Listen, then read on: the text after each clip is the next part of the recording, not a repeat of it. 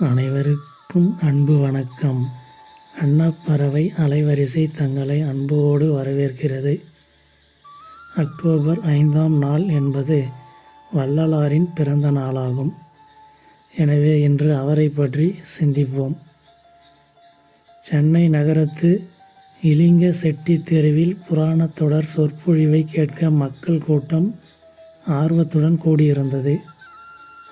அன்று வரவேண்டிய சொற்பொழிவாளர் வரவில்லை. ஆனால் வந்தவரோ வெள்ளை ஆடை அணிந்து அழகொழுகும் திருமுகத்துடன் கூடிய 9 வயது சிறுவர். அச்சிறுவர் அனைவரையும் வணங்கி தம் அண்ணன் வர இயலாமையை கூறி உலகெல்லாம் உணர்ந்து ஓதற்கரியவன் என்னும் பெரிய புராணத்தை பாடினார். அனைவரது மனத்தையும் கவரும் வண்ணம் அதற்கு பொருள் கூறினார். கேட்டார் பிணிக்கும் தகைவாய் அமைந்த அச்சொற்பொழிவை மெய்மறந்து கேட்டனர். அடுத்து வரும் நாளெல்லாம் அவரையே சொற்பொழிவாற்ற வருமாறு அன்பு கட்டளை இட்டனர். இவர்தான் பிற்காலத்தில் சாதிகளிலும் மதங்களிலும் சமய சடங்குகளிலும் உயன்று கொண்டிருந்த மக்களை அவற்றிலிருந்து மீண்டு வர சமரச சுத்த சன்மார்க்க பாதை அமைத்த வள்ளலார் என்னும் இராமலிங்க அடிகள். 19ஆம் நூற்றாண்டை தமிழரின் மறுமலர்ச்சி காலம் என அறிஞர் போற்றுவர். கடலூர் மாவட்டம் சிதம்பரம் வட்டத்தில் உள்ள மருதூரில் 5/10/1823 பிறந்தார். ராமையா சின்னம்மை இணையருக்கு 5வது மகவாக இராமலிங்கர் பிறந்தார். தில்லையில் இறை வழிபாட்டின் போது விழி அசைக்காமல் இறைவனை பார்த்து சிரித்ததை கண்ட ஆலய அந்தணர் இக்குழந்தை இறையருள் பெற்ற திருக்குழந்தை என்று பாராட்டினார். இராமலிங்கனார் பிறந்த 6வது திங்களில் தந்தையார் மறைந்தார். குடும்பத்தினர் சென்னைக்கு குடிபெயர்ந்தனர். இராமலிங்கத்தின் தமையனார் புராணச் சொற்பொழிவுகள் நிகழ்த்துவதன் மூலம் கிடைத்த வருவாயே குடும்ப வருவாயாயிற்று. இராமலிங்கத்திற்கு 5 வயது ஆனவுடன் கல்வி கற்க அவரை தம் ஆசிரியர் சபாபதியிடம் அண்ணன் அனுப்பி வைத்தார். படிப்பில் நாட்டமில்லாமல் இருந்தாலும் 9 வயதிலேயே பாடல் புனையும் திறன் பெற்றிருந்தார். திருவெற்றியூர் சன்னதி வீதியில் ஒரு வீட்டு திண்ணையில் உட்கார்ந்திருந்த திகம்பர சாமியார் அவ்வழி செல்லும் மக்களை ஆடு போகிறது, மாடு, நாய், நரி போகிறது என அவரவர் குணத்தன்மைக்கு ஏற்ப விலங்குகளின் பெயரால் கூறுவார். ஆனால் இராமலிங்கர் அவ்வழியே சென்றபோது இதோ ஓர் உத்தம மனிதர் போகிறார் என்று கூறினார். தர்மமிகு சென்னையில் உள்ள கந்தக்கோட்டத்து இறைவனை இராமலிங்கர் வணங்கி மனமுருக பாடி மகிழ்வார். இப்பாடல்களின் தொகுப்பே தெய்வ மணிமாலை. ஒருமையுடன் நினது திருமலரடி நினைக்கின்ற உத்தமர்தம் உறவு வேண்டும். உள்ளொன்று வைத்து புறமொன்று பேசுவார் உறவு கலவாமை வேண்டும் என்பன போன்ற அற்புதமான பாடல்கள் கற்போரை மனமுருகச் செய்யும். வடிவுடை மாணிக்க மாலை என்னும் நூலையும் திருவெற்றியூர் சிவபெருமான் மீது எழுத்தறியும் பெருமான் மாலை என்னும் நூலையும் பாடினார். மூட நம்பிக்கைகளாலும் சாதி மத வேறுபாடுகளாலும் மக்கள் துன்புறுவதைக் கண்டு மனம் பதைத்த வள்ளல் பெருமான் கலையுரைத்த கற்பனையே நிலையென கொண்டாடும் கண்மூடி வழக்கமெல்லாம் மண்மூடி போக என பாடினார்.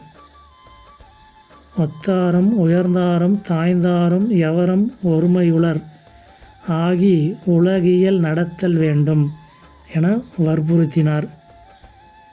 சங்கடம் விளைவிக்கும் சாதியையும் மதத்தையும் தவிர்த்தேன் என்றார். இவையெல்லாம் சிறுபிள்ளை விளையாட்டு என்றும் இகழ்ந்தார். பெண்ணினுள் ஆணும் ஆணினுள் பெண்ணும் அன்னுற வகுத்த அருட்பெருஞ்சோதி என ஆணும் பெண்ணும் சமமென்று அன்றே உரைத்தார். பசிப்பினி மருத்துவர் வள்ளலார். சங்க காலத்தில் ஒரு முல்லை கொடியின் துயர் நீங்க பாரி வள்ளல் தன் தேரையே ஈந்தார். வள்ளலை போல வள்ளலார் வாடிய பயிரை கண்ட போதெல்லாம் வாடினேன் என்று பயிர் வாட தாம் வாடினார். வீடுதோறும் இறந்தும் பசியறாது அயர்ந்தவரையும் நீடிய பிணியால் வருந்துவோரையும் ஈடில் மணிகளாய் ஏழைகளாய் நெஞ்சு இளைந்தோரையும் கண்டு வருந்தத்தால் உயிர் இளைத்தார். இவ்வருத்தம் நீங்கவே வடலூரில் சத்திய தர்மசாலையை நிறுவி சாதி மத வேறுபாடின்றி பசித்தோர்க்கெல்லாம் உணவிட்டார். அங்கு அவர் ஏற்றி வைத்த அடுப்பின் கனல் இன்றும் பல்லோர் பசிப்பிணியை போக்கி வருகின்றது. ஆணும் பெண்ணும் சமம் என்பதனையும் மக்கள் அனைவரும் சாதி சமயம் கோத்திரம் குலம் உயர்ந்தோர் தாய்ந்தோர் என்னும் வேறுபாடற்று சமரச மனப்பான்மை கொண்டு மனித நேயத்துடன் வாழ வேண்டுமென்று மண்பதைக்கு உணர்த்தினார் வள்ளலார். எத்துணையும் பேதமுறாது எவ்வுயிரும் தம்முயிர் போல் எண்ணி உள்ளே ஒத்துரிமை உடையவராய் உவக்கின்றார் பாவர் அவர் உளந்தான் சொத்த சித்துருவாய் எம்பெருமான் நடம்புரியும் இடம் என நான் தெரிந்தேன் அந்த வித்தகர்தம் அடிக்கு ஏவல் புரிந்திட என் சிந்தைக்கு மிக விழைந்ததாலோ. இப்பாடல் எல்லா உயிர்களையும் தம்முயிராக கருதி தொண்டு செய்பவர் உள்ளத்தில்தான் இறைவன் அன்புருவாய் நடம்புரிவான் என்பதனை விளக்குகிறது. உயிர் இரக்கமே பேரின்ப வீட்டின் திறவுகோல் என்றார் வள்ளலார். அவர் கடவுளின் பெயரால் உயிர் கொலை செய்வதனை அறவே வெறுத்தார். பலிகொள்ளும் சிறு தெய்வ கோவிலை கண்டு நடுங்கினார். போரினால் உண்டாகும் கொடுமைகளை அறிந்து வருந்தினார். போரில்லா உலகை படைக்க விழைந்தார். இதனை உலகரசு ஆள்வோர் உரைமொழி வாழ்கொண்டு ஒருவரை ஒருவர் உயிர் அற செய்தனர். எனவே தரையுற சிறியேன் கேட்ட போதெல்லாம் தளர்ந்து உளம் நடுங்கி நின்று அயர்ந்தேன் என்னும் அவர்தம் பாடல் உணர்த்தம். வள்ளலார் அன்பின் ஊற்று. அன்பே அவர் உயிர். அன்பே அவர் வடிவம். மண் உலகத்திலே உயிர்கள் படும் வருத்தத்தை கண்டு கேட்டும் அவர் பொறுத்திட மாட்டாமல், அப்பா நான் வேண்டுதல் கேட்டு அருள் புரிதல் வேண்டும், ஆறுயிர்கட்கு எல்லாம் நான் அன்பு செயல் வேண்டும் என்று உளமுருக வேண்டினார். அவ்வுயிர்களின் வருத்தத்தை நீக்கிடவே துடித்தார்.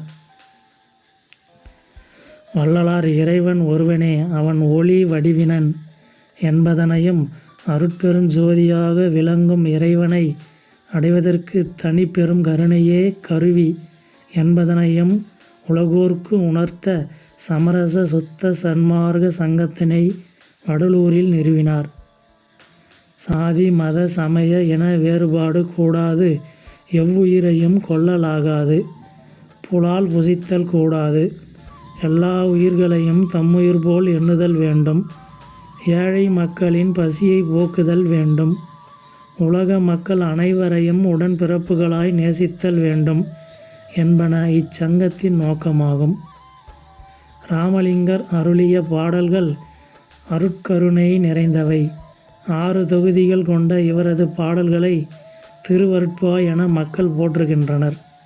இவர் உருவ வழிபாட்டை நீக்கி ஒளி வழிபாட்டை மக்கள் பின்பற்ற செய்தார். அதற்காகவே வடலூரில் சத்திய ஞான சபையை நிறுவினார். மேலும் மக்கள் அறியாமை நீங்கி அறிவு ஒளிபெற அங்கே சோதி தரிசன புதுமையை புகுத்தினார். இதனால்தான் பாரதியார் இவரை புதுநெறி கண்ட புலவர் என்று போற்றினார். வள்ளலார் மொழிபற்று மிக்கவர். தமிழ் மொழியே இரவாத நிலை தரும் என்று கருதினார். பயில்வதற்கும் அறிதற்கும் மிகவும் லேசுடையதாய், பாடுதற்கும் துதித்தற்கும் மிகவும் இனிமை உடையதாய், சாகா கல்வியை மிகவும் எளிமையாக அறிவிப்பதாய், திருவருள் வளத்தால் கிடைத்த தென்மொழி ஒன்றினிடத்தே மனப்பற்று செய்து அத்தென்மொழியால் பலவகை தோத்திர பாட்டுகளை பாடுவித்தருளினீர் என்று உண்மை உரைத்தார். உலகெல்லாம் உய்ய உயரிய நெறிகண்ட அருட்பிரகாச வள்ளலார் 1874ஆம் ஆண்டு தைப்பூச திருநாளன்று இரவா நிலை எழுதினார். அந்த அருளாளர் அருளிய வழிகளை கடைபிடித்தொழுகினால் சாதி மத இன வேறுபாடுகள் நீங்கும், போரும் பூசலும் அகலும், அமைதி உலகம் உருவாகும், மனித நேயம் மலரும், அன்பே நிறைந்து ஒருமையில் உலகம் நிலைக்கும். வளரும் பிள்ளைகளுக்கு வள்ளலார் வழங்கிய அறிவுரைகள். தந்தை தாய் மொழியை தள்ளி நடக்காதே, குருவை வணங்க கூசி நிற்காதே, வெயிலுக்கு ஒதுங்கும் விருட்சம் அழிக்காதே, மனமொத்த நட்புக்கு வஞ்சகம் செய்யாதே, நல்லோர் மனத்தை நடுங்கச் செய்யாதே, பொருளை இச்சித்து பொய் சொல்லாதே, ஏழைகள் வயிறு எரியச் செய்யாதே, பசித்தோர் முகத்தை இருக்காதே, இறப்போருக்கு பிச்சை இல்லை எண்ணாதே, தானம் கொடுப்போரை தடுத்து நிறுத்தாதே. அனைவருக்கும் வணக்கம். நன்றி.